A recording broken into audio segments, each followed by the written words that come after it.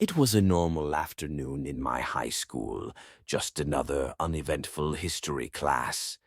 The teacher droned on about World War II, while most of us were half listening, doodling in our notebooks, or scrolling on our phones under the desks. The atmosphere was relaxed until the intercom suddenly crackled to life. At first, there was just static. Then the principal's voice came through, shaky and urgent.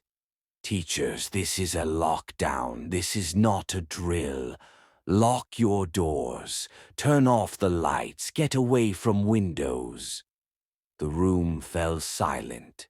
My teacher, usually calm and collected, went pale as she rushed to lock the door and shut the blinds. She motioned for us to get down. My heart started pounding as we all huddled in the corner, trying to stay as quiet as possible. For a few minutes, there was nothing but the sound of our own breathing. Then, somewhere in the hallway, we heard it. Slow, heavy footsteps. They echoed through the silence, moving methodically from door to door. A loud bang made me jump. Someone was trying to open the classroom next to ours. They rattled the handle, pounding on the door before moving on to the next. The footsteps got closer. Then they stopped. Right outside our room, a shadow moved across the small window in the door. My stomach twisted in knots. The handle jiggled. Then, knocking. Not frantic banging like before, just slow, deliberate knocks. No one moved. No one breathed.